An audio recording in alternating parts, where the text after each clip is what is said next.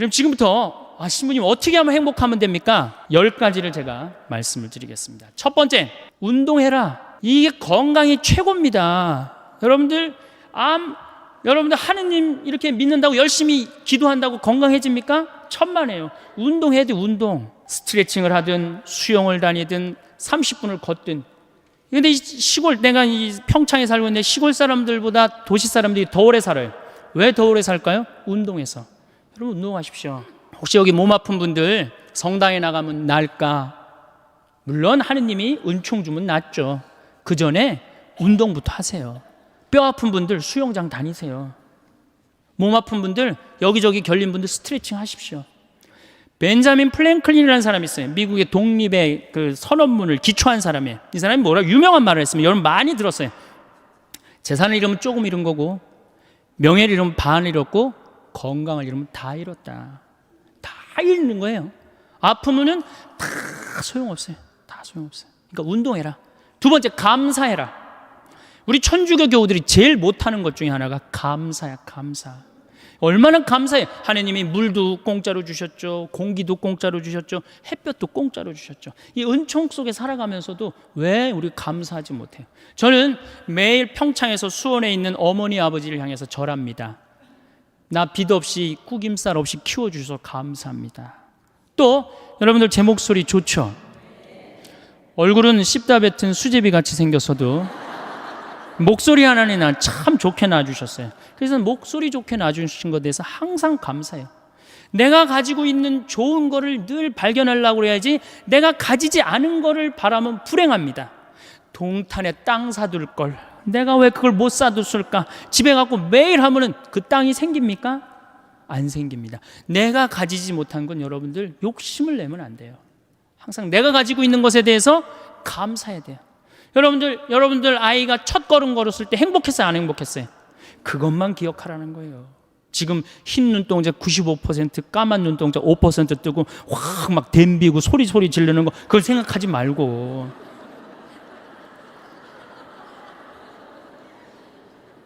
세 번째, 대화해라. 대화해라. 정말로 우리가 대화가 필요합니다. 이제 100년 동안 살 거예요. 여러분들 100년 동안 살 거기 때문에 이 대화가 꼭 필요합니다. 나하고 정신적으로 맞는 사람과의 대화, 이게 굉장히 중요해요. 물론 남편이면 가장 좋죠. 아내면 가장 좋죠. 남편과 아내가 안 된다면 성당에 영적으로 깊은 사람들이 분명히 있을 거예요. 그런 사람하고 친분을 가지세요. 밥 한 그릇 사줘가면서라도 투자하셔야 돼요. 여러분들 인생을 위해서 밥 한 그릇 사줘가면서 깊은 대화를 나눌 수 있는 그런 사람을 많이 가지고 있으면 있을수록 여러분들은 행복하게 살 수 있어요. 맨날 십자가의 길 20번 하루에 내가 해리라 그런다고 행복한 게 아니에요. 네 번째, 공부해라. 자, 여러분들 초등학교 6년, 중고등학교 6년, 대학교 4년, 12년, 16년 동안 공부해서 50살까지 먹고 삽니다. 50살까지. 자, 50살에서부터 100살까지 살려면 어떻게 해야 될까요? 다시 공부해야 돼. 근데 우리나라 사람은 공부를 안 해요. 이게 문제입니다. 큰 문제예요. 공부 안 하는 거. 다섯 번째, TV 시청을 반으로 줄여라. 지금 이 평화방송 중계하고 있는 걸로 알고 있는데 텔레비전이 문제 중에 문제입니다. 현대의 하느님이 누가 하느님이에요? 우리 예수님이 하느님이에요? 저는 예수님이 하느님이라고 생각하지 않아요. 텔레비전님이 하느님이라고 생각해요. 여러분들 거실 정가운데 누가 모셔져 계세요?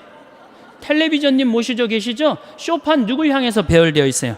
텔레비전님을 향해서 배열되어 있어요. 말씀하십시오. 당신 종이 듣고 있나이다. 이러면서 아침에 일어나고 누구한테 제일 먼저 문안 인사드려요? KBS님 안녕히 주무셨습니까? 더 기가 막힌 건 뭔 줄 아세요? 텔레비전님이 주무시기 전에는 절대 안 잡니다. 텔레비전님이 주무셔야지 나 오늘 하루 일과가 끝났구나. 그리고 텔레비전님이 바로 주무시면 나도 바로 불 끄고 주무셔요. 이 기가 막힌 거죠. 이거 현대 하느님? 하느님 아니에요. 여러분들이 하느님하고 영적인 세계에 빠져들으려고 그러면 텔레비전만 치시면 깊은 세계에 빠져들 수 있어요. 영적인 세계. 아니 하늘만큼 땅만큼 하루만 안 봐도 하늘도 없고 땅도 없는 것 같아요. 아니 하늘만큼 땅만큼 끝나고 무슨 재미로 사나 했더니 미우나 고우나를 해네. 저한테 많은 분들이 그럽니다. 신부님, 그렇게 강의를 많이 다니면서 언제 그렇게 책을 쓰십니까? 텔레비전만 안 보면 책 쓸 시간, 친구하고 대화할 시간, 공부할 시간 얼마든지 있어요. 근데 우리가 텔레비전에 하루에 3시간, 4시간 매달려 있어요. 그러니 우리의 영혼이 망가지는 거예요. 여러분들 정말로 행복하고 싶으시면 텔레비전을 치시고 그 시간에 공부하고 운동하고 감사하고 대화하시는 거예요. 6번째, 행복하려고 그러면 신앙생활을 해라. 우리 신부님이 천주교 신부면서도 6번째로 미루는 게 좀 섭섭할 수 있을 거예요. 그래도 어쨌든 6번째, 신앙생활을 해라. 이게 우리 천주교가, 제가 욕 많이 했지만 그래도 괜찮은 종교입니다. 우리 천주교가, 내가 내 동창 신부 중에 죽산성지 있죠? 죽산성지 옛날에 본당 신부로 있었는데, 할머니 한 분이 30년 동안 개신교, 옆에 있는 개신교 다니다가 어느 날 개종을 했어요. 개종을 해갖고 성당을 또 열심히 다니는 거예요. 네 할머니가 다리가 딱 부러졌어요. 부러졌는데 택시를 타고 맨날 미사 참여로 오는 거예요. 신부가 그랬어요. 할머니 봉송체도 있고 그러니까 내가 갈 테니까 할머니 돈 들여서 나오지 말아라. 그랬더니 이 할머니 정말 또 명언을 하나 했어요. 신부님 괜찮아요. 내가 이 천주교 다니고 보니까 저 개신교 다닐 때보다 이 천주교 훨씬 싸게 먹히니까 괜찮다.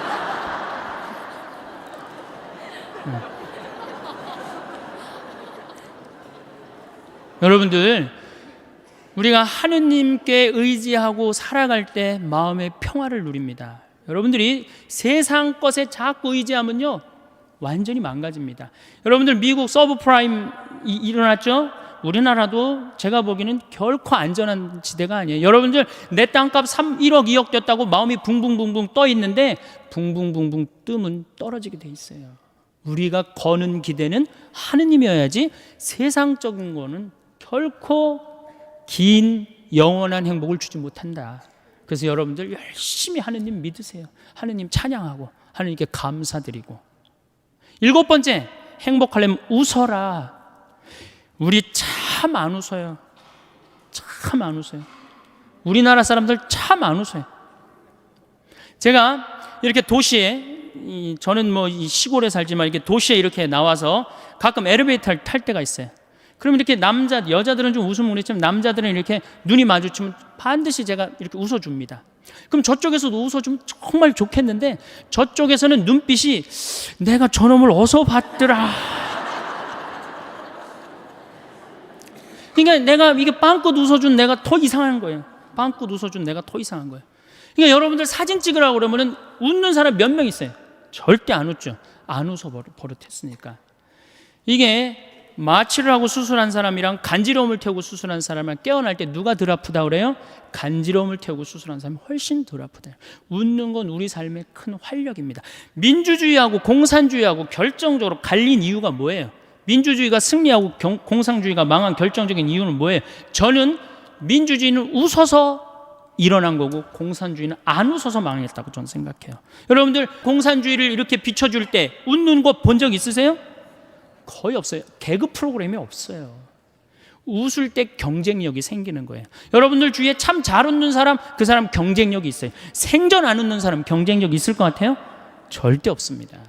웃으면 한 560개의 얼굴에 주름이 생긴다고 그래요. 근육이 움직여서. 그런 분들은 웃으면 참 예뻐요. 특히 50대 후반의 그 초로의 여인이 이게 잔주름이 잔잔해갖고 웃을 때 너무너무 예뻐요.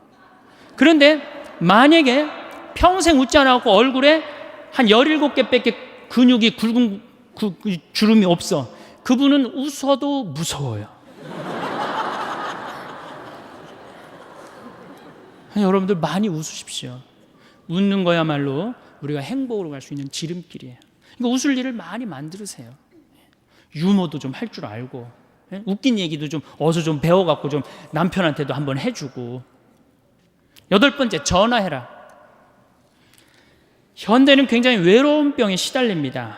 근데 외로운 병에 시달리는 건 내가 먼저 시도하지 않기 때문이에요. 여기 혹시 어제 제가 앙성성당이라는 데서 하루 피정을 하고 왔는데 전부 다 할머니들이에요. 할머니들, 할아버지들이 있어갖고 제가 그랬어요. 자식들 다 도시에서 나가서 살지 않느냐고.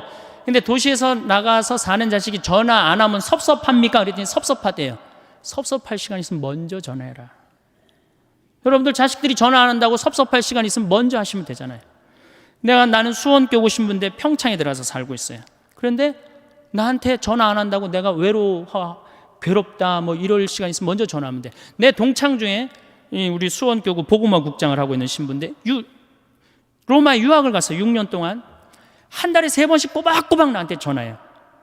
생태마을 농사는 잘 되냐, 교육은 잘 들어오느냐, 넌 잘 있느냐. 한 달에 꼬박꼬박 쓰고 난 6년에 딱 한 번 전화했어요.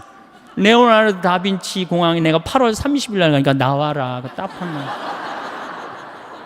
그런데 그 신부를 싫어하는 신부가 없어요. 누구한테나 전화를 하니까. 그놈이 6년 동안 로마에서 나한테 전화해 주는데 얼마나 좋아요. 흠이 있다면 꼭 수신자 부담으로 하는 게 이 흠이기는 하지만.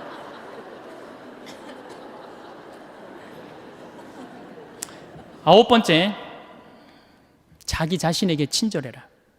자기 자신을 사랑하지 않는 사람은 어느 누구도 사랑할 수 없습니다. 이 50대 된 아주머니들을 보면 쌈순이야. 완전 쌈순이야. 자식 보면은 내가 너한테 평생 모든 걸 바쳤는데 왜 서울대학도 못 가고 저 지방 어느 대학 나고 빌빌거리냐고 그러고 싸우고, 남편 보면 당신 나한테 해준 게 뭐 있냐고 그러고 싸우고, 시어머니 보면 왜 날 이렇게 괴롭히냐고 그러고 싸우고. 왜 쌈순이가 됐을까요? 그 이유는 자기가 행복하지 않기 때문에. 저는 저한테 참 잘합니다.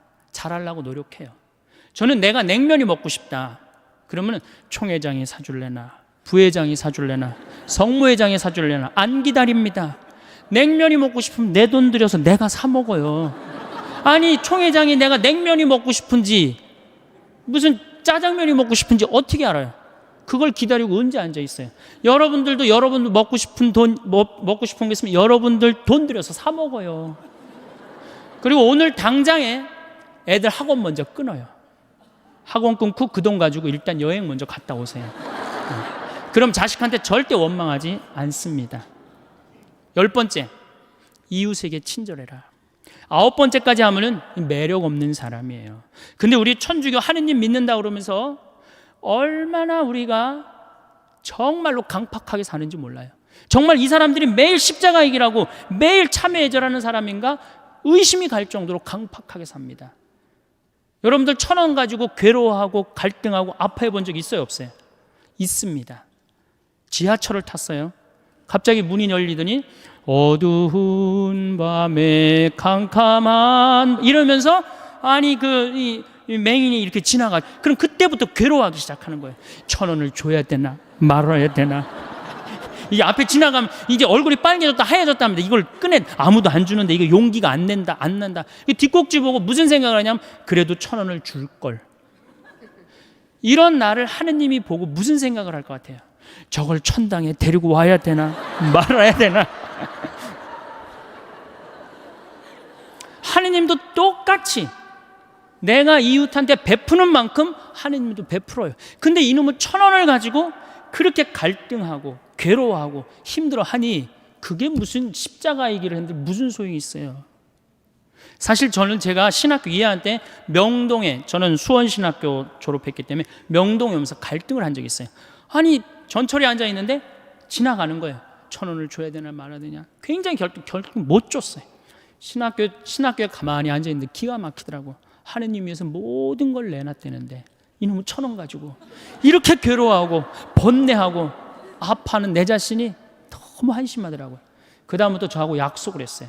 만나면 무조건 5,000원 10,000원을 주리라. 1년에 몇 번 만나요. 그 후로 5,000원 10,000원을 주고 나니까 그렇게 평화로워요. 5,000원 10,000원을 주고 나니까 그 다음에는 10,000원 20,000원도 너무너무 쉬워요. 100,000원도 쉬워요. 여러분들 어때요? 내가 시장에 나갔어.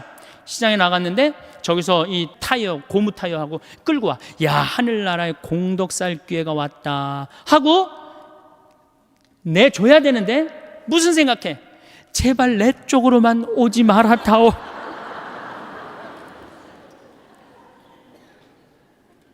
그런 내가 정말로 행복한 사람이겠어요?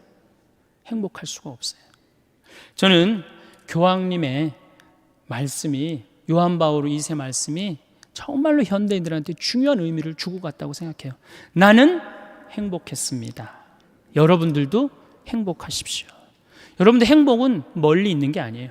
제가 이거 조금 내용을 바꿨지만 이 영국 BBC에서 나는 불행하다 한 사람들 모아갖고 3개월 동안 시켰더니 아무것도 변한 게 없는데 이 세상이 너무 아름답다, 너무 행복하다, 그렇게 느꼈다는 거예요. 제가 본당 신부할 때 요한나라는 열심한 자매가 있었어요. 이 자매가 애를 넷을 낳았어요.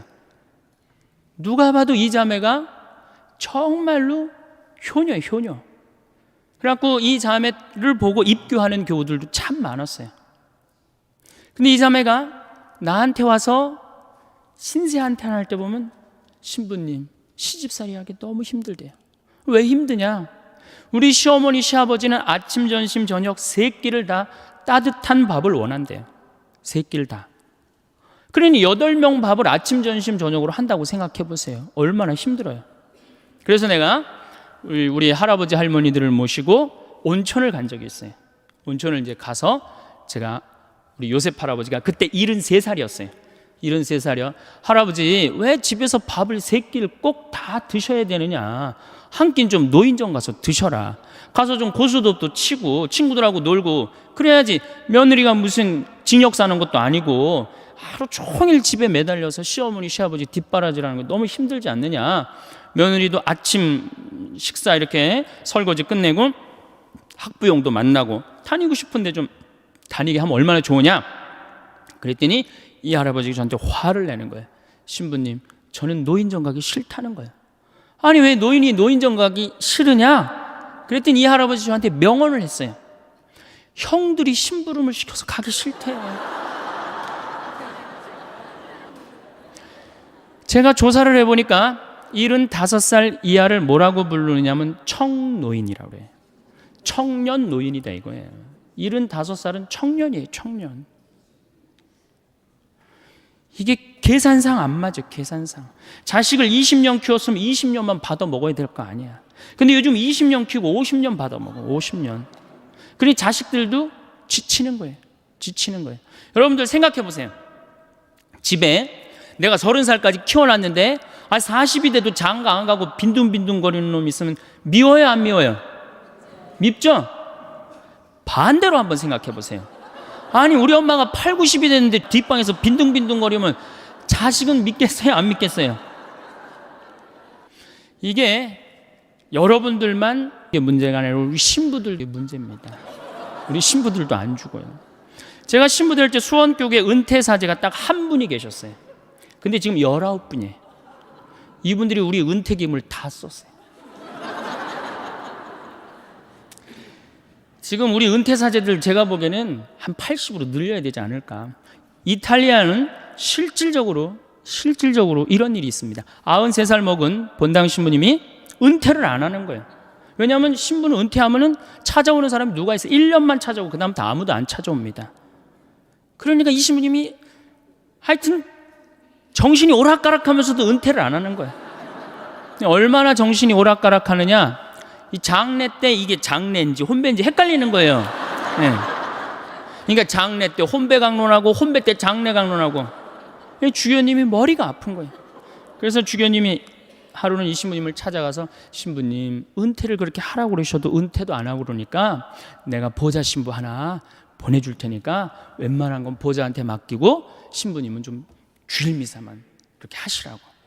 신부님이 보좌를 준다니까 너무너무 좋잖아요. 이태리는 한 신부님이 3성당을 맡고 그러거든요. 너무너무 좋으니까 이제 보좌를 기다렸는데 보좌가 딱 왔는데 70살짜리를 보낸 거야. 정말로 문제죠. 자, 왜 제가 늙는다는 것은 70이 되고 80이 돼도 돌아가시지 않는 건 큰 축복입니다. 큰 축복임에도 불구하고 우리나라에는 축복이 아닙니다. 이렇게 오래 살 줄 모르고 있는 돈 없는 돈 누구한테 다 줘버렸어요? 자식한테 다 줘버렸어요. 나이를 먹으면 3가지가 문제예요. 첫 번째 몸이 아프고, 두 번째 친구가 없고, 세 번째 돈이 없어요. 60년 70년 쓰면은 눈도 잘 안 보이고 귀도 잘 안 들리고 허리도 아프고 자꾸 짜증이 나죠. 여기저기 아프니까 짜증이 나고 신경질을 자꾸 부리게 됩니다. 여러분도 한번 생각해 보세요. 70, 80이 됐으면 머리도 하얗고 얼굴도 쭈글쭈글한데 웃어도 현찬을 판국에 거기다 신경질 부리고 짜증 부리면 어느 며느리가 좋아하겠어요? 기가 막히잖아요. 젊은 사람들은 나이 먹은 분들의 고통을 모릅니다. 뭐 때문에 힘들어하는지. 나이를 먹으면 제일 먼저 어디에 문제가 와요? 이에 문제가 옵니다. 어금니가 빠져요. 치과에를 이렇게 가보면 의사가 하는 말이, 할머니 틀니로 하려면 300만 원, 걸으려면 500만 원, 임플란트로 하려면 3천만 원입니다. 그 돈 있어요 없어요? 이렇게 오래 살 줄 모르고 있는 돈 없는 돈 자식들한테 다 줘버렸는데. 그러니까 이제 설, 얼마 전에 설이 지났잖아요. 설 한 달 전에 아들한테 전화를 합니다. 얘야, 내가 요즘 이가 아파갖고 소화도 안 되고 골도 아프고 잠도 안 온다. 그럼 이 아들이 딱 알아들어야 되는데, 여기 지금 40대 되신 분들, 여러분들 어머니 아버지 이 어금니 몇 개 빠진 거 아는 분들 계세요? 없습니다. 그러니까 이 아들이 뭐라고 그러냐, 어머니 소금으로 양치하세요. 그래, 소금으로. 헬 이빨이 있어야지 해든지 말든지 해야지. 아들은 모르는 거, 어머니 어금니가 있는지 없는지. 그래갖고 이제 2주 전에 이제 아들이, 어머니 이 없으신 거 아니에요? 제가 해드릴게. 이러면 참 마음이 편안하겠는데, 소금으로 해려니 이제 속이 끓는 거죠.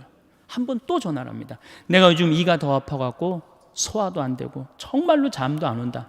어머니 왜 내 말을 이렇게 안 들으세요? 소금으로 하라니까. 그래갖고 설날 갖고 용돈을 주고 가는데 딱 10만 원을 딱 주고 가면은 이게 이제 우라통이 터지는 거예요. 어디 가서 얘기하긴 창피하고, 자식 욕먹이는 것 같고, 자기 자존심 상하고. 누굴 찾아오냐면 본당 신부를 찾아옵니다. 신부님, 내 말 좀 들어보세요. 그러면 이 할머니들이 내 말 좀 들어보라고 그러면은 아들이 이 안 해준 얘기만 하면 제가 다 알아들어요. 근데 이제 70, 80 된 할머니들이 내 말 좀 들어보라고 그러면 꼭 어디서부터 시작하냐면 대동아 전쟁부터 이제 시작을 해요. 거기부터 이제 시작을 해야지 이제 마음이 풀리는 거예요. 신부님, 내가 대동아 전쟁에 시집을 와갖고 노숙갈 뺏긴 얘기, 공출 당한 얘기, 뭐 시집살이 한 얘기, 그래갖고 신부님이 이제 해방이 됐어요. 해방. 이빨 얘기 나오려면 아직 멀었어. 이제 해방된 거예요. 해방. 네. 그래갖고 좀 살만했더니 글쎄 6.25가 터지지 않았어요. 1.45 때 고생한 얘기. 그리고 이제 53년부터 62년까지 찢어지게 가난한 얘기를 합니다. 할머니, 찢어지게 가난한 게 뭐예요? 신부님, 말도 마십시오. 전쟁 끝나고 먹을 거 아무것도 없는데 9월에 이제 추수를 하면 먹을 게 2월에 떨어진다는 거예요. 보리는 5월에 피는데, 이 식구는 한둘도 아니고 이게 다 먹고 살아야 되는데 먹을 게 어디 있어? 그러니까 풀뿌리 캐서 먹고 산 나물 캐서 먹고, 이제 그것도 이제 모자라면은, 배가 고프 모자라면 제일 요깃거리가 소나무 껍질이래. 안에 속껍질. 그걸 이렇게 껍질을 벗겨갖고 말리면은 이제 물기가 말라지면은 그거를 갈아갖고 국에다 넣어서 먹는데요. 그럼 그렇게 배가 부르대요. 근데 이 소나무 껍질이 야채랑 과일의 섬유질하고는 질적으로 틀립니다. 이거는 들어가면은 수분이 쫙쫙 빠져갖고 딱딱하게 굳는 거예요. 그래갖고 대장에 가면 돌덩어리가 되는 거예요. 소나무 껍질이. 그러니까 이게 딱딱한 돌덩어리를 빼내니 찢어지는 거죠. 찢어지게 가난하게 고생한 얘기. 그래갖고 논 팔고 소 팔고 이렇게 해갖고 내가 내 자식을 이렇게 키워놨는데 나 늙었다고 이렇게 내 이 하나 해주지 않는다고. 신부님, 나 인생 헛살았다. 불행한 거죠. 불행한 거죠. 인생 헛살았다. 신부님, 억울해서 못 살겠다. 그 얘기를 합니다. 자, 이렇게 몸이 아파요. 그 다음에 친구가 없어요. 나이를 먹으면은 자꾸 줄어듭니다. 떠나가고 죽고. 그리고 내가 한번 친구한테 얻어먹었으면 그 다음에 또 사야 되는데 내가 돈이 없어. 그러면은 안 만나게 되는 거예요. 자꾸 자신감이 없고 방 안에 있는 거예요. 그러니까 우리나라 노인들은 너무너무 불쌍한 거예요. 외롭고. 거기다 이제 속까지 좁은 거죠. 왜? 누가 친구야? 뒷방에 벽이 내 친구야. 인생 복귀하는 거 매일 앉아서 대동아 전쟁부터 쫙. 그러니 한숨 한 번 쉬고 벽 한 번 쳐다보고 한숨 한 번 쉬고. 그러니까 속 좁죠. 짜증 부리죠. 신경질 부리죠. 얼굴 쭈글쭈글하죠. 머리 하얗죠. 이런 시어머니 90까지 모시고 산 며느리 있으면은 장례미사 끝나자마자 본당 신부가 할 일이 있습니다. 교황청에 연락해서 그 며느리 바로 시성식 해줘야 돼. 대단한 며느리입니다. 대단한 며느리. 끝으로 돈이 없어요. 이게 제일 문제입니다. 나이를 먹어갖고 돈이 있으면은 어떻게 해요? 절대 괄시 안 받습니다. 근데 돈이 없으니까 한 60, 70까지는 효심으로 하지만 80, 90 넘어가면 효심으로 못 합니다. 그때는 사랑으로 해야 되는데 우리는 사랑도 없어요. 사랑도. 제가 이 불란서 쌍젤리제 거리를 이렇게 밤에 가보니까 거기에 쫙 있는 분들이 할머니들밖에 없어요. 할아버지들밖에. 와인 한 잔 시켜갖고 탁 팔짱 끼고 나와서 음악 듣고 집시들이 연주하면 1유로 탁 내고, 젊은 사람 하나도 없어요. 젊은 사람. 작년에는 제가 재작년이네, 오스트리아 비엔나를 갔다 왔어요. 갔다 왔는데 거기 비올라 공부하는 친구랑 제일 맛있는 음식점이 시청 근처래요. 그래서 거기 가서 먹자. 17명이 밥을 먹는데 15분이 할머니, 할아버지. 2명만 젊은 사람이에요. 야, 젊은 사람이 다 어디 갔느냐? 신부님, 제가 밥 먹고 젊은 사람이 있는 데를 알려드리겠습니다. 밥을 먹고 공원을 딱 갔는데 거기에 젊은 애들이 우유 하나, 빵 조각 하나로 전심을 때우는 거예요. 그 젊은 애들 천재. 우리나라 명동은 어떻습니까? 누구 천재예요? 이게 뭐가 잘못된 거죠. 젊은 애들이 돈을 벌었어요. 사회를 위해서 공헌한 게 있어요. 근데 이 정말로 평생 이 나라를 위해서 공헌하고 돈 벌고 자식 키운 할머니, 할아버지는 명동에서 찾아볼 수 없고 젊은이만 득실득실하니 이 나라 거꾸로 가는 거 아니에요? 우리나라 노인들은 어디 가면 볼 수 있어요? 파고다 공원에 가면 볼 수 있어요. 완전히 거꾸로 돼 있는 거예요. 완전히.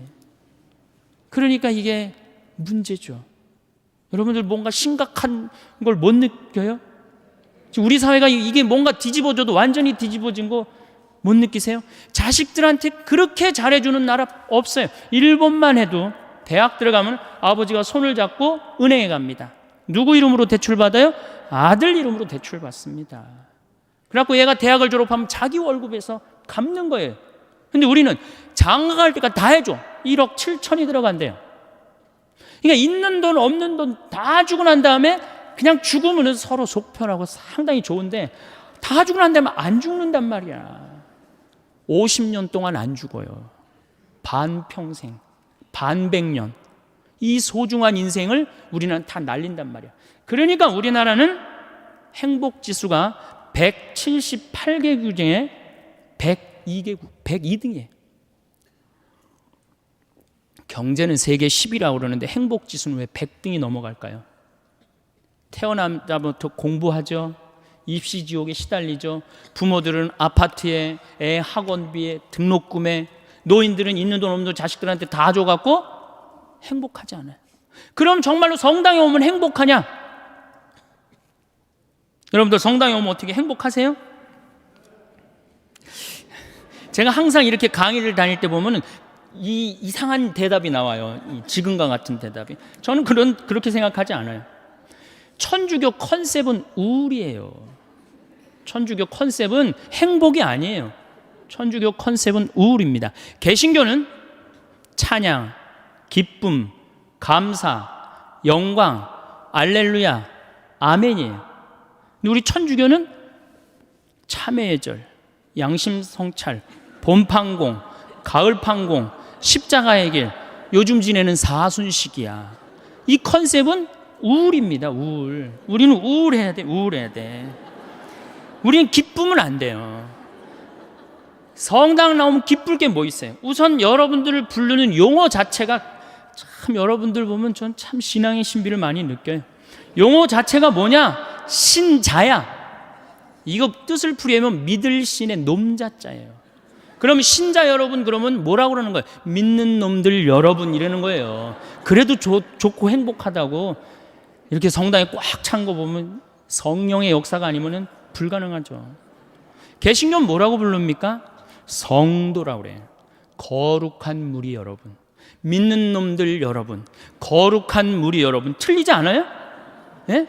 뭔가 여러분들, 제가 21세기는 서비스의 시대, 웰빙의 시대라고 하는데 서비스가 되지 않는 공동체는 망하게 돼 있어요. 그런데 이게 믿는 놈들 여러분 그러고 있으니 개신교는 성도 여러분 이러고 있는데, 불교는 불자라고 그래요. 불자, 부처님의 아들. 그래서 불자님이 가능한 거예요. 절에는 불자님 그러죠? 부처님의 아드님. 여러분들 신자님 이런 소리 들어본 적 있어요? 들어본 적 없죠?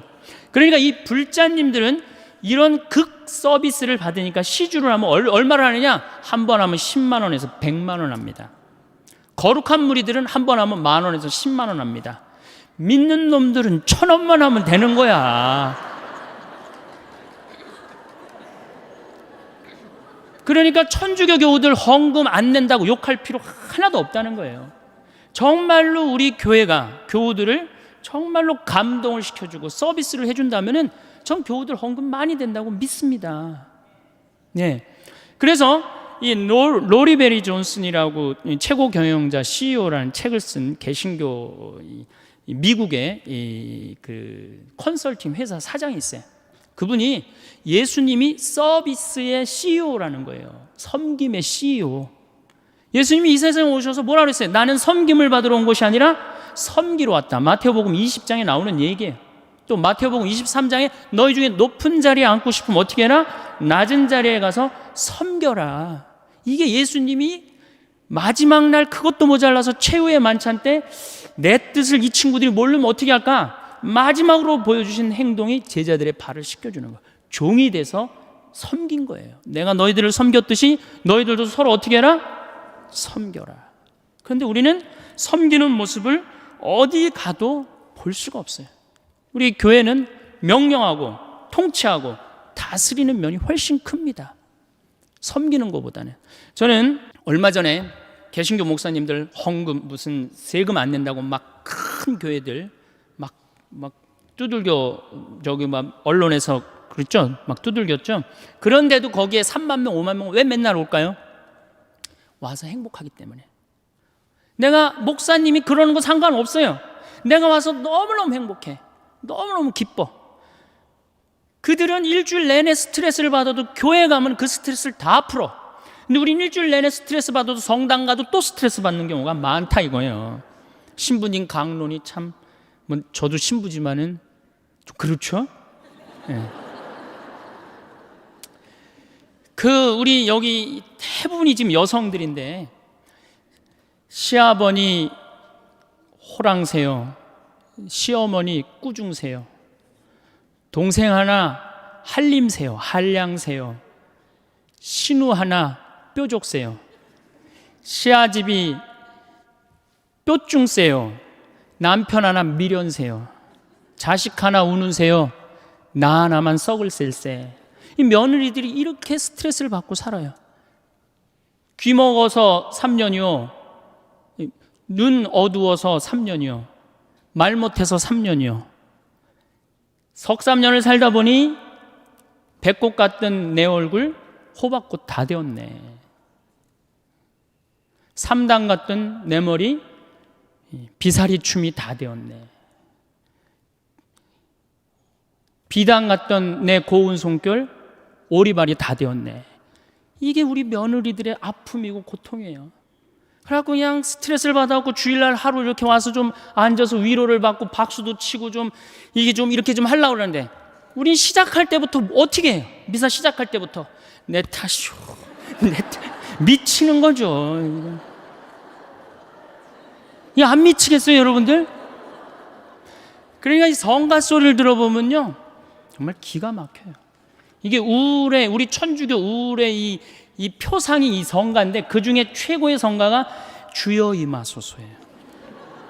얼마나 정말로 우울하게 부르는지 몰라요. 주여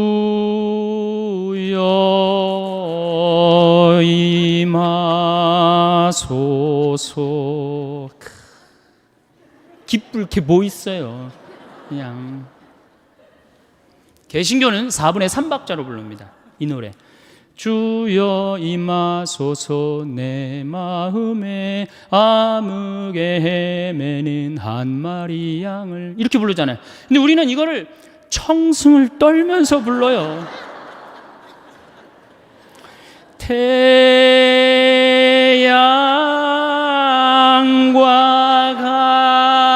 같으신 사랑, 이거 뭐 여기에 무슨 뭐 찬양이 있고 경배가 있고 영광이 있어요. 그러니까 미사하고 나면 힘이 하나도 없는 거야. 일주일 내내 스트레스 받고 성당에 와서도 완전히 그냥 뭉개지고 가는 거예요. 그러니까 제 말은 천주교의 기본 컨셉은 우울이다 이거예요. 우울. 그럼 우울의 극치가 있어요. 성지순례입니다.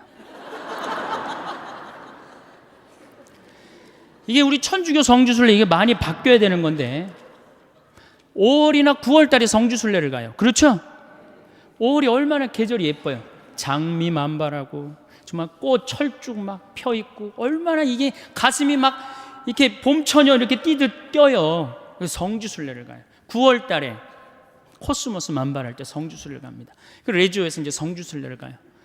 관광버스를 타고 가는 거예요. 하늘은 파랗고 정말 만물이 이제 뭐 생동하는 계절에 성지순례를 가는데 마음에 맞는 자매하고 또 같은 차에 타게 됐어. 옷도 예쁘게 입고 막 돈 이렇게 주머니도 차고 이렇게 간식도 찾는데 레지오 단장이 딱 보니까 이게 너무 들떴어. 우리 기본 컨셉은 우울인데 그럼 이제 버스에 올라타면 바로 묵죽 꺼내라 그래. 묵죽. 그래갖고 이 고통의 신배를 이제 시작하네.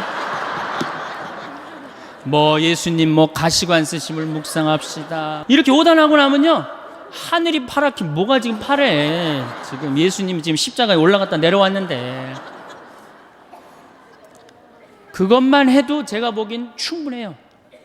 그런데 이제 솔매를 이제 성지순례를 가면 이 또 누가 사회자가 김대건 신부님의 생애를 또 읽기 시작하네. 이 또 그걸 이제 구구절절히 읽으면 관광버스 안에 한숨 소리가 이제 나오는 거예요. 우리 신부님 불쌍한 신부님. 그래갖고 이제 신부님이 이제 조선에 이제 부재 때 이제 이렇게 입국을 해서 보니 참 조선교회가 기가 막히잖아요. 신부 없이 39년에 다 돌아가셨으니 목자 없이 몇 년을 지낸 거예요. 성사를 했나 미사를 영했나 세례를 받았나. 그런데 빨리 내가 이 신부님들을 모셔야 되겠다. 배를 타고 떠나는데요 12m짜리 배를 타고 떠납니다. 어부들이 김대건 신부님이 해양법을 아는 줄 알았어요. 근데 김대건 신부님은 저쪽으로 가면 중국일 거다. 그리고 떠난 거예요. 그러니 고생을 얼마나 했겠어요. 정말 대단한 분이죠. 그래갖고 그냥 20일 동안 먹지도 못하고 난파를 당합니다. 노도 떨어지고 뭐 닷도 그냥 없어지고 하여튼 기적으로 이제 상황에 도착해갖고 신부님 서품을 받고 다시 돌아오죠. 똑같이 고생을 하는데 왔는데 제주도네. 조선인 줄 알고 왔는데 그래갖고 다시 또 이제 인천으로 들어가갖고 신부님이 사목 활동을 하다가 주무시지도 않고 사제가 더 필요하다 그래서 사제를 영입하려고 그러다가 순의도에서 붙잡히시죠. 6월 달에 6월 달에 붙잡혀하고 9월에 순교를 하는데 이 젊은이가 관아에서 라틴어 하지 불어 하지 중국어 하지 우리나라 말 하지 이런 인재가 어디 있어요. 그러니까 회유를 해도 신부님 우리 대장 예수님 이러면서 교우들 보아라 난 이제 하늘나라로 간다. 이렇게 굳건한 신앙을 가졌으니 정말로 고생을 하죠. 그런데 여러분들은 뭐 하는 거냐. 이렇게 훌륭한 신앙 성도를 모시고 사는데 주일미사를 제대로 나오냐 선교를 제대로 하냐. 그럼 교우들은 또 고개 팍 숙이고 우울 컨셉으로 나가는 거죠. 자 장하다 순교자 합시다. 장하다 장송 그러니까 장례차가 가는 거야. 관광버스가 아니라. 그러다 어느 사이에 이제 그렇게 하다 보면 성지에 도착을 합니다. 그러면 시키지 않아도 십자가의 길 알아서 해요. 이제 십자가의 길 끝나고 밥을 먹는데 이 사회자 이 단장이 보기엔 좀 미안하다면 1년에 한 번 나오는 건데 술을 먹이기 시작해요. 한 잔씩 먹으라고. 갈 때는 거룩한데 올 때는 이상한 모습이 나옵니다. 갈 땐 분명히 장하다로 갔는데 올 땐 차차차로 오는 거예요. 이게 우리 한국 천주교의 모습이에요. 한국 천주교의 모습. 개신교는 처음부터 거룩하게 가서 끝까지 거룩하게 옵니다. 중간에 뭐 노래하고 박수치고 춤추고 없어요. 왜? 이미 교회에서 다 했기 때문에 이건 성지순례로 끝나는 거예요. 우리는 한 번도 한 적이 없어. 이제 1년에 유일하게 한 번 스트레스 풀 수 있는 시간은 돌아오는 길이야. 그 시간은 광란의 시간이 돼야지 스트레스를 푸는 거예요. 미치는 거죠. 통제가 안 돼요. 그 시간에는. 보면 화장실 갈 때도 춤추고 제가 이렇게 성지순례 다닐 때마다 저 사람이 저런 끼가 있는 줄은 꿈에도 몰랐다. 그런 사람이 참 많아요. 1년 내내 고개 숙이고 다니니까 얌전한 줄만 알았지. 제가 하여튼 그 초년도에 어느 본당에 보좌신부를 했었어요. 보좌신부를 했는데 굉장히 13,000명 본당이었어요. 7개 꿀이야. 이제 그 성지순례, 여성 꾸리아가 성지순례를 하는데 관광버스가 10세대가 가는 거예요. 10세대가. 근데 이제 보좌신부랑 가고 싶은 거예요. 꼬시는 거예요. 신부님, 우리랑 성지순례 가요. 난 싫습니다. 그때만 해도 대단했거든요. 요즘은 좀 덜하지만. 왜 가기 싫습니까? 아니, 갈 땐 거룩한데 올 땐 너무 정신이 없어서 난 싫다. 걱정하지 말고 그런 일이 있어도 우리가 막아주겠다. 네, 알겠습니다. 갔어요. 갈 땐 정말 거룩하게 가더라고요. 근데 올 때는요, 이게 장난이 아니에요. 이 아파트촌에 있었던 성당인데 젊은 엄마들인데, 아니 내리자마자부터 술을 박스로 먹더니 올라서서 취해갖고 그 복도 사이에 나와갖고 막 관광버스 춤을 추는 거예요. 막 오르니까 젊은 보좌신부랑 춤을 추고 싶은 거예요. 끌고 나가려고 그러는데 단장님들이 막았어요. 좀 맨 앞자리에 앉았고. 결국은 끌려 나갔어요. 저는 춤출 줄 모릅니다. 신부님 걱정하지 마세요. 우리가 다 알아서 할 테니까. 어떻게 알아서 해요? 내 손을 붙잡더니 막 추는 거예요. 한 5분 정도 이제 자매님들하고 춤을 춰갖고 이제 들어오려고 그랬더니 어딜 들어가니 오늘은 안 된다. 내 이 양복 뒷덜미는 힘이 왜 이렇게 좋아? 그러니까 갈 때는 자매님들인데 올 때는 아줌마로 변합니다. 아줌마로. 그래갖고 좀 앞에서 막 춤을 추면 저 뒤에서 뭐라고 그러냐? 야, 니네만 신부님 데리고 놀지 말고 뒤로 좀 보내. 앞에서 뒤까지 그냥 통제가 안 돼요. 통제가. 근데 저는 충분히 이해를 해요. 아니, 더 심하게 놀아도 전 된다고 생각해요. 더 심하게. 어쨌든 경찰이 뭐 있다고 그래도 앉지도 않아요. 보라고 그러고 막. 그런데 성당 도착 2km 전에 기적이 일어납니다. 누가 갑자기 마이크를 잡더니 하늘에 계신 우리 아버지 이러면요, 자기 자리로 다 뛰어들어가. 알아서. 난 하늘에 계신 우리 아버지가 그렇게 전능한지 그때 알아봐요.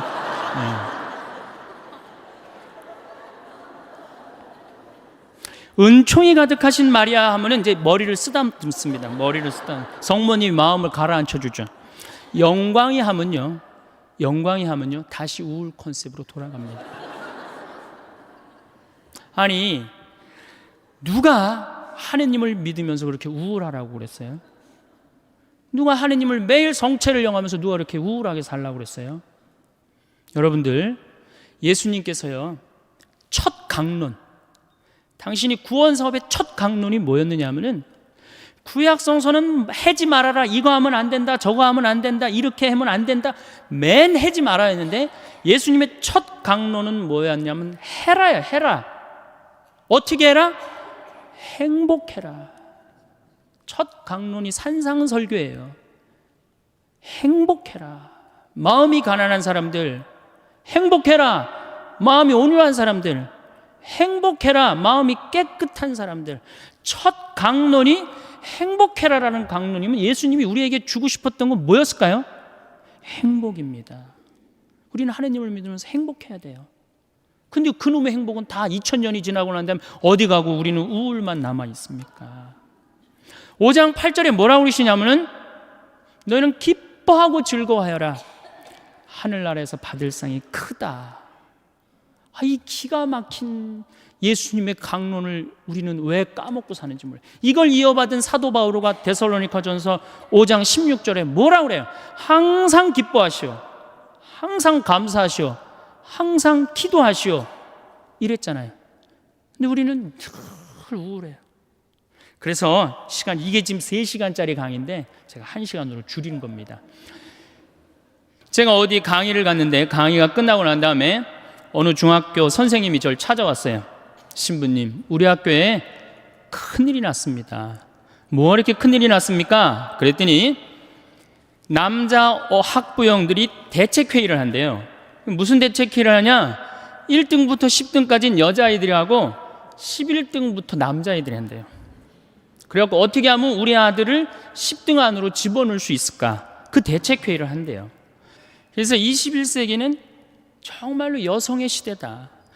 왜 여성의 시대가 왔느냐? 왜 남자애들이 시험을 못 보느냐? 조사를 해봤는데 이유는 딱 한 가지래. 컴퓨터 게임 때문에 그렇다고 그래요. 지금 중고등학교 아이들 모든 가정의 갈등의 원인은 컴퓨터 게임입니다. 그 다음에 또 남자의 특성 중에 하나는 개떼처럼 몰려다니는 걸 좋아한대, 남자애들. 그러니까 이 여자아이들하고 경쟁해서 이길 수가 없다는 거예요. 그러니까 지금 초등학교, 중고등학교 아이들에서는 지금 훨씬 더 많이, 이미 미국은 하버드 대학에 여학생이 더 많이 합격을 하고 있죠. 이렇게 살기 좋은 세상에 왔는데 우리나라 여자들은 사회에 참여하지 않습니다. 16대 국회의원 때 우리나라 여성 국회의원이 16명이었어요. 300명 중. 17대 39명이었어요. 10% 겨우 넘었습니다. 스웨덴은 47%, 덴마크는 28%. 그러니까 잘 사는 나라일수록 어때요? 여성의 사회 참여율이 높습니다. 근데 우리나라는 이렇게 살기 좋은 세상에 왔는데 우리나라 여성들은 사회에 관심이 없어요. 엎어지든 뒤집어지든 그게 그렇게 중요하지 않습니다. 정말 중요한 건 뭐예요? 자식 교육. 여기에 미쳐 있어요. 또 하나, 텔레비전. 이 두 가지에 미쳐 있어요. 이게 정신이 없는 거예요. 이 자식 교육을 보면은 우리나라 여성들이 얼마나 자식 교육에 미쳐 있느냐 하면은 요즘 엄마들은 애를 하나밖에 안 놓잖아요. 하나밖에 안 놓으니까 임신을 딱 하는 순간 내가 하느님께서 나에게 정말로 생명을 주셨구나. 이 생명이 세상에 나와서 행복하게 살았으면 좋겠다. 이 자연을 마음껏 누리고 살았으면 좋겠다. 이런 생각 안 합니다. 임신하는 순간 내 뱃속에 서울대학 C가 들어왔다고 생각을 해요. 서울대학 C가. 이 C를 잘 꼽혀갖고 서울대학에 집어넣어야 된다고 생각을 해요. 그래서 이 C한테 글자를 가르치기 시작합니다. 도화지에 이렇게 써놓고 대한민국, 대통령, 뭐 판사, 좋은 건 다. 요즘은 2개 국어를 할 줄 안다고 애들이 뱃속에서 알아듣는다고 영어로 How are you today, my baby? It's cold. 요즘 춥다 이거죠. 그리고 영어로 얘기를 한다는 거예요. 그러니까 얘는 뱃속에 있으면서부터 교육을 받습니다. 이걸 뭐라고 그러냐면 태교라고 그러죠. 참 불쌍한 아이들이죠. 엄마의 태를 열고 세상에 나왔어요. 세상이 얼마나 이뻐요. 구름도 예쁘고 지금 달이 너무너무 이쁘게 떴더라고요. 달도 이쁘고 별도 이쁘고 비도 이쁘고 눈도 이쁘고 그 이쁜 걸 아파트 베란다 창문을 통해서 보고 싶은데 이 잔인한 엄마들이 너는 세상을 볼 시간도 없고 자격도 없어. 그래서 아파트 베란다 창문, 큰 창문의 한쪽에는 가나다라마바 차타카트를 붙여놓고 또 반대 창문에는 A, B, C, D, E, F, G를 붙여놓는단 말이에요. 누워서 모빌이 돌아가는데 기역, 니은, 디귿, 리을이 돌아가요. 창문을 봐도 글자, 모빌이 돌아가는데도 글자. 겨다닐만 할 때 되면 우리 엄마들이 어떻게 하느냐? 텔레비전에는 텔레비전이라고 그 밑에다 써놓고, 의자에는 의자라고 써놓고, 냉장고에는 냉장고라고 써놔요. 어딜 가도 글자니까 요즘 애들이 몇 살에 한글을 띄냐면 5살이면 한글을 띱니다. 모르는 글자가 없어요.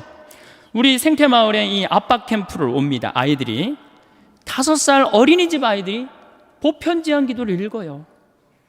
그게 기가 막히잖아요. 천재 아니야, 천재. 저한테 데리고 옵니다. 여러분들 40대 넘은 분들 중에 혹시 글 띄고 학교 들어가신 분들 계세요? 전 초등학교 1학년 내내 빵점 받았어, 받아쓰기. 글이 뭔 줄 알고 들어가요. 어느 날 어머니가 여기 수건 달아주니까 이게 학교 가는 건가 보다 하고 갔죠. 근데 그런 엄마가 내 아이가 5살 때 한글을 띄었다. 흥분됩니까? 안 됩니까? 흥분되죠. 저한테 데리고 옵니다. 신부님, 우리 애가 천재인가 봐요. 왜요? 텔레비에 나오는 글자 모르는 글자가 없어요. 안수기도 축복기도 해달라는 거죠. 천재한테. 그럼 내가 걔 머리에 손을 얹고 뭐라고 기도를 하냐면은 이제 네 인생은 끝났다. 내가 이렇게 기도해줘요. 이 5살 때는 고정적인 개념을 가르쳐주면 얘가 똑똑 바보가 된다고 그래요. 글자는 잘 알지만 다른 걸 전혀 모른다는 거예요. 똑똑 바보가 되는 거예요. 그리고 나중에 이제 누구 인생도 같이 쪽납니까? 엄마 인생도 같이 쪽나는 거예요. 아, 천재인 줄 알고 초등학교에 넣어놨더니 남들하고 섞어놓으니까 어때요? 똑같네. 불안하고 초조하죠. 그러니까 학원에 보내기 시작해.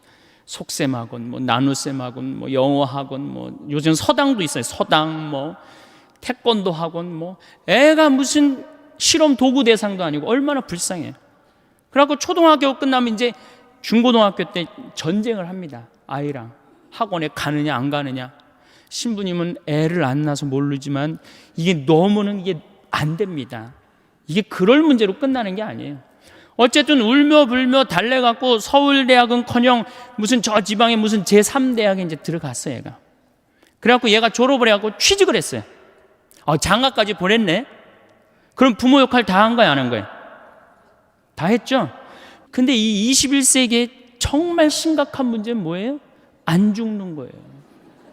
이게 안 죽어요.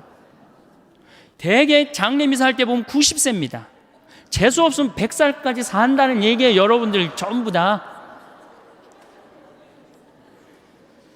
아무리 좋은 생각을 해도, 아무리 단단한 다짐을 해도 삶이 실제로 달라지는 순간은 언제나 몸이 움직일 때부터입니다. 생각은 생각으로 머물고 계획은 계획으로 남아있는 경우가 얼마나 많은지 모릅니다. 바꾸겠다고 마음먹은 날의 그 뜨거운 감정은 분명히 진짜였는데 다음날 아침이 되면 어느새 그냥 어제의 기억이 되어버립니다. 그러니 어쩌면 변화는 마음에서 시작되는 것이 아닐지도 모릅니다. 몸에서 시작되는 것입니다. 걷는 사람은 압니다. 집을 나서기 전까지는 아무것도 아닌 것 같던 하루가 두 발이 땅을 밟는 순간부터 조금씩 달라지기 시작한다는 것을. 첫 발걸음이 무거울수록 그 발걸음이 끝날 때쯤의 가벼움은 더 크게 느껴집니다. 그건 운동을 잘해서가 아닙니다. 몸이 살아있다는 신호를 스스로에게 보냈기 때문입니다. 거창하게 시작할 필요가 없습니다. 헬스장에 등록하거나 새벽부터 뛰어야 한다는 이야기가 아닙니다. 그저 몸을 가만히 두지 않는 것, 그것으로 충분합니다. 아침에 일어나 창문을 열고 팔을 한번 크게 펴는 것, 오후에 잠깐 마당이나 복도를 한 바퀴 도는 것, 저녁 식사 후 동네를 천천히 한 바퀴 걷는 것. 이런 작고 조용한 움직임들이 모여서 몸의 감각을 되살리고 감각이 살아나면 마음도 따라 깨어납니다.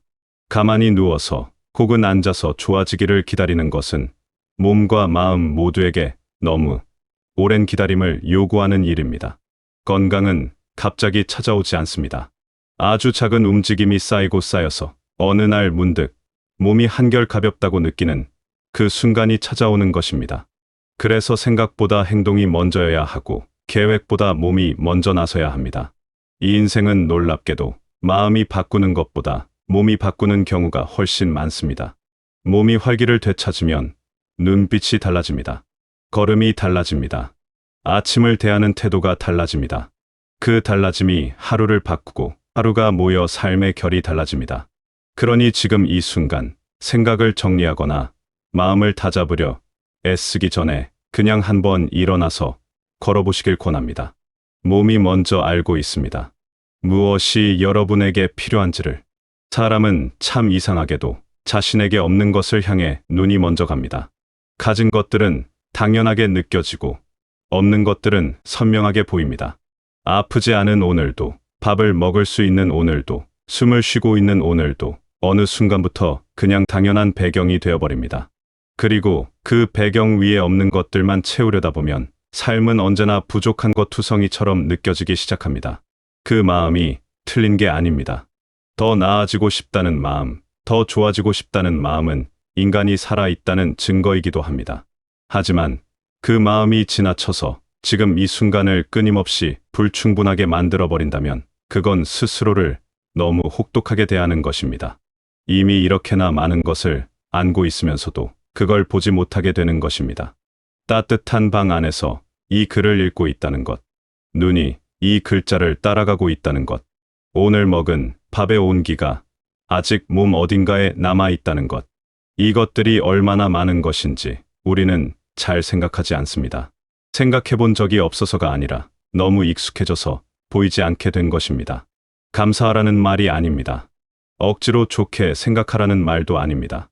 그저 잠깐 눈의 방향을 바꾸어 보자는 이야기입니다. 없는 것에서 있는 것으로, 부족한 것에서 이미 갖춘 것으로. 그 시선의 이동이 삶을 완전히 뒤집어 놓지는 않더라도 적어도 오늘 하루를 조금 더 너그럽게 바라보게 해줍니다. 그리고 그 너그러움이 쌓이면 하루의 무게가 조금씩 달라집니다. 행복이란 어딘가에서 가져오는 것이 아닙니다. 이미 여기 있는 것들을 다시 보는 순간 발견되는 것입니다. 그 발견이 거창할 필요도 없습니다. 오늘 하늘이 맑다는 것, 바람이 시원하다는 것, 걸어서 갈 수 있는 거리에 좋아하는 공원이 있다는 것, 이런 것들이 작다고 느껴진다면 그건 그것들이 작아서가 아니라 우리가 너무 큰 것만 찾고 있기 때문입니다. 삶은 이미 충분히 주어져 있습니다. 다만 우리가 그것을 알아챌 여유를 갖지 못했을 뿐입니다. 오늘 하루 있는 것들에게 잠깐 눈을 돌려보는 것, 그것이 삶의 색깔을 바꾸는 가장 조용하고도 확실한 방법일지 모릅니다. 살다 보면 많은 것들이 손에 쥐어졌다가 빠져나갑니다. 돈도 그렇고 지위도 그렇고 바쁘게 몰두했던 일들도 언젠가는 마무리가 됩니다. 그런데 끝까지 남아있는 것, 그리고 가장 뚜렷하게 기억에 새겨지는 것은 언제나 사람과의 순간들입니다. 누군가와 함께 웃었던 저녁, 마음이 힘들 때 곁에 있어 주었던 사람, 아무 말 없이도 편안했던 그 시간들. 관계라는 것이 어느 순간부터 번거롭게 느껴지기도 합니다. 연락하는 것도 에너지가 필요하고 만남을 이어가는 것도 자꾸 뒤로 미뤄지게 됩니다. 바쁘다는 이유, 거리가 멀다는 이유, 특별한 이유가 없으면 연락하기 어색하다는 이유로 소중한 사람들과의 거리가 조금씩 벌어지기도 합니다. 그런데 그 거리가 벌어질수록 마음이 텅 빈 것 같은 느낌이 드는 것도 사실입니다. 혼자 있는 것이 편하다고 생각했는데 어느 날 문득 정말로 아무도 없는 것 같은 느낌이 든다면 그건 혼자가 좋아서가 아니라 연결이 끊어졌기 때문입니다. 깊은 대화 한 번이 얕은 만남 10번보다 훨씬 많은 것을 남깁니다. 그저 안부를 묻는 인사가 아니라 서로의 속마음을 조금이라도 나눌 수 있는 대화. 나는 요즘 이런 것들이 마음에 걸린다. 나는 이런 것들이 기쁘다. 나는 이런 것이 무섭다. 이런 이야기들을 나눌 수 있는 사람이 한 명이라도 있다면 그 사람의 삶은 그렇지 않은 삶과 전혀 다른 밀도를 갖게 됩니다. 관계에 시간과 마음을 쓰는 것이 낭비처럼 느껴질 수 있습니다. 멀리 있는 사람을 만나러 가는 것, 바쁜 사람에게 먼저 연락하는 것, 때로는 교통비와 시간을 들여서라도 얼굴을 보러 가는 것. 하지만 그 투자가 돌아오는 방식은 늘 예상보다 훨씬 크고 따뜻합니다. 사람과의 연결이 주는 것은 돈으로 환산할 수 없습니다. 말이 통하는 사람 한 명의 가치를 생각해 봅니다. 다 설명하지 않아도 이해받는 느낌, 있는 그대로의 나를 받아들여주는 존재, 오랜만에 만나도 어색하지 않은 관계, 그런 사람 하나가 있다는 것이 얼마나 큰 행운인지 막상 그 사람이 멀어지고 나면 더 선명하게 느껴집니다. 그래서 지금 곁에 있는 사람들을, 아직 연결이 이어지고 있는 사람들을 조금 더 소중히 여기는 것이 필요합니다. 잘 지내냐는 한마디가 누군가에게는 그날 하루를 버티게 하는 힘이 되기도 합니다. 이 인생의 깊이는 얼마나 많은 것을 이루었는가 보다 누구와 얼마나 깊게 연결되었는가에 달려 있습니다. 외로움은 갑자기 찾아오지 않습니다. 조금씩, 아주 조금씩 기다리는 사이에 쌓입니다. 누군가 먼저 연락해 주길 기다리고, 누군가 먼저 다가와 주길 바라고, 누군가 먼저 말을 걸어 주길 기다리는 동안 시간은 조용히 흐릅니다. 그리고 어느 날 문득 주변이 너무 조용하다는 것을 느끼게 됩니다. 관계는 기다리는 쪽이 만드는 것이 아닙니다. 먼저 움직이는 쪽이 만드는 것입니다. 오래 연락이 없었던 사람에게 먼저 안부를 묻는 것, 오랜만에 생각난 얼굴에게 짧게라도 소식을 전하는 것, 별 이유 없이 보고 싶다고 말하는 것. 이런 작은 먼저가 관계를 다시 살아나게 합니다. 먼저 다가가는 것이 왠지 어색하게 느껴질 수 있습니다. 오랜 시간이 지났는데 갑자기 연락하면 이상하게 생각하지 않을까, 내가 너무 나서는 것은 아닐까 하는 마음이 들기도 합니다. 하지만 대부분의 경우 먼저 연락을 받은 사람은 반갑습니다. 그 사람도 비슷하게 생각하고 있었을 확률이 높습니다. 그러니 용기 내어 먼저 손을 내미는 것이 두 사람 모두에게 좋은 일이 됩니다. 그리고 웃음에 대해서도 이야기하고 싶습니다. 웃음은 타고나는 것이 아닙니다. 성격이 밝은 사람만 많이 웃는 것도 아닙니다. 웃음은 선택입니다.